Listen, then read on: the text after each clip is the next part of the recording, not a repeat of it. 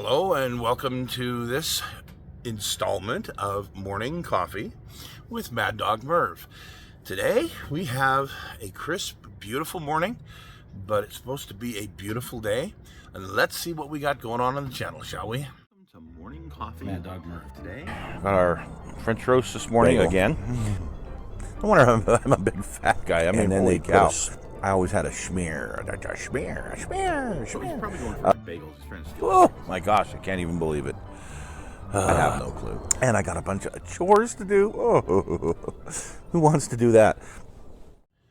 Today's shout out goes to a channel I've mentioned before, but I'm going to mention him again, and it's the Big Train Guy. And it's not because he's a big guy like me and into trains.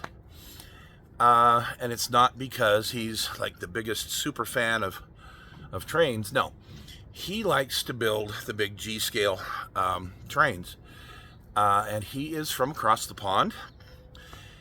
And he likes to model, believe it or not, stuff from this area, the Denver and Rio Grande, the Colorado branches of it. And that's what he really likes to model, clear over there in England. So today's shout out is going to go to him. If you want to see, he was recently in Salt Lake City this year. And if you want to see some of the beauty of this area, check out his channel. In fact, I think the last his last piece was from that Caboose Village. He actually went there and stayed at Caboose Village, which I've mentioned before on the way to Marysvale in some of my videos. So check him out, the Big Train Guy.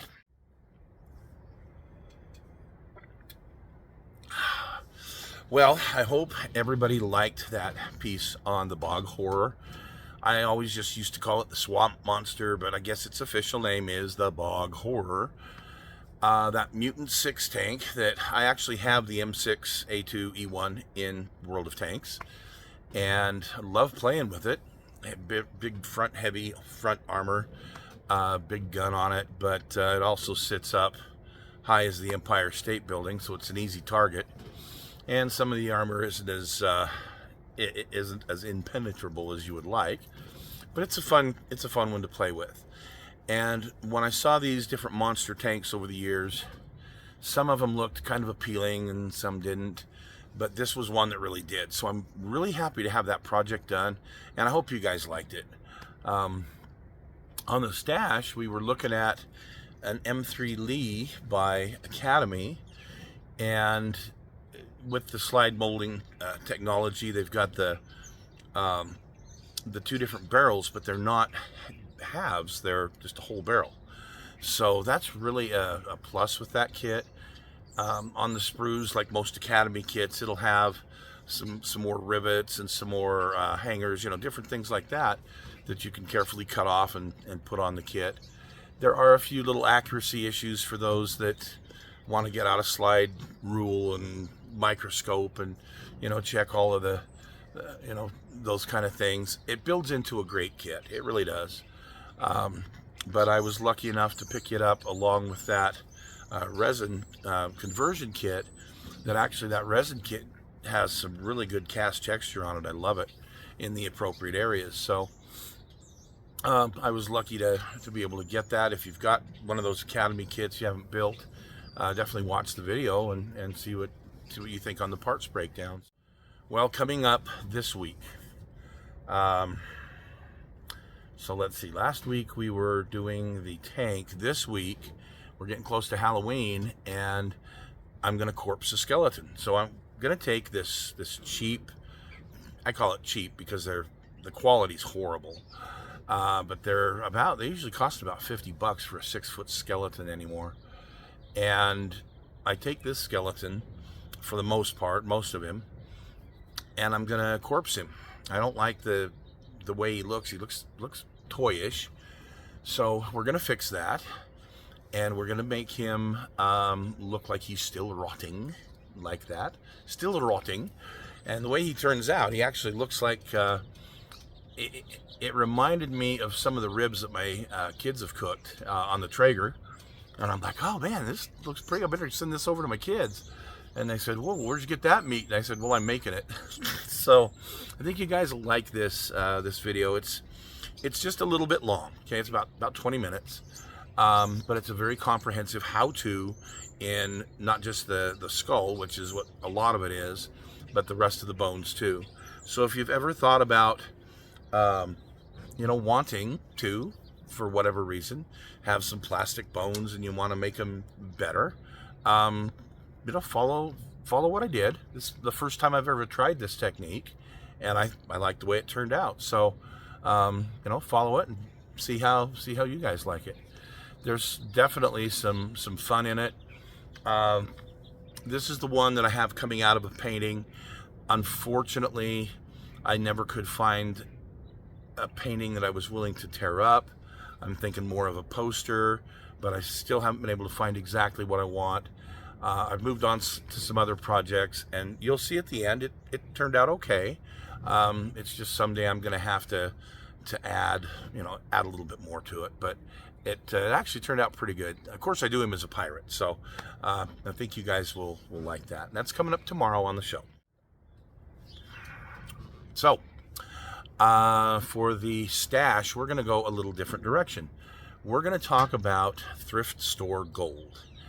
Now, some people, in my opinion, have a knack for, say, finding old cars just out and about. Some people have a knack for gambling. You see people that go to Las Vegas, Atlantic City, wherever you can go and gamble. And some people just do really well with it. And they, make money, they can continue to play, that kind of thing. Myself, pretty much everything I put in just is gone. So if I ever win anything, it's just minute amounts, and I'm celebrating because, wow, I actually won something.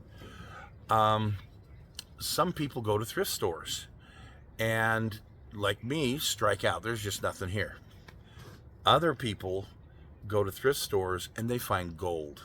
And so we're going to talk a little bit about a couple of things that have been found by a friend of mine and donated to the channel. Donated or I bought them from him, but he got them for the channel. And the latest is actually a train set that you're not going to believe what I paid for this train set. But the reason I picked it up is for the grandkids. It's the perfect size, perfect scale, and they're just at the right age. They're really interested in this. My little Finley is. So we're going to look at this that I got picked up. Eventually, we're going to put it on a board and build it and all that stuff, and that'll be a whole different show. But yeah, we're going to talk about thrift store gold. Well, here in Utah, we're crossing our fingers because here we are towards the end of October, a little over a week away from Halloween, and this is usually when the bottom drops out here. So last year, this is when winter officially started. I mean, not officially, but it really did. We had good weather up until like the next to last week in October. And then we had a big nasty rainstorm. It dropped the temperatures down. The week of Halloween last year, it did warm up slightly, just enough that as the sun was going down, you could start seeing your breath. And at least the trick-or-treaters, some had to wear coats, and most had to wear like a jacket or something warm underneath to go trick-or-treating last year. But the weather itself was pretty good. Well, it's been in the 70s here all this last week, and today it's supposed to be up to 80, which is great. And then it's supposed to start gradually off a little bit, and by the end of next week, who knows, we may have that end of season storm that really does usher in winter. So I'm really sad about that because I've enjoyed this summer. It's been way too short. The grass is still green and beautiful, and the leaves are now turning down here in the valley, but up in the mountains there's still a lot of beautiful leaves. So I'm going to go check out some more of them later today. But it's just that time of year where it is beautiful and nice and it's comfortable, but it's about to get cold and nasty. So not my favorite time of year. We know all about that. My dog, she's hiding in a bush. She's trying to, I don't know what she's trying to do, but she's hiding in the bush over there. See the bush moving around. I'm really busy trying to get next week's program put together, which is the Dragula. I'm trying to get that finished for next week. That's the last of my Halloween projects. This one I kind of threw in at the last minute, but it's the last of my Halloween projects I wanted to get done. So it looks like I'm going to meet that deadline okay. Other than that, I'm kind of making that transition into the colder weather. And so I'm doing some work on some of my 350th scale ships. There's the Alabama from a couple of years ago that I got the hull finished, but now I'm working on the superstructure. So as winter comes, my modeling is going to slow down, because when I get into these ships, it takes an enormous amount of time to get these ships built and put together and finished. So things are going to slow down here a little bit as far as the modeling goes. I may still have some car projects and may have some armor projects over the winter. We will see. We'll see what the winter brings us this year. So anyway, folks, thanks for joining us today, and you guys have a great week. See you tomorrow for that corpse skeleton. I think you're really going to like this one. Take care.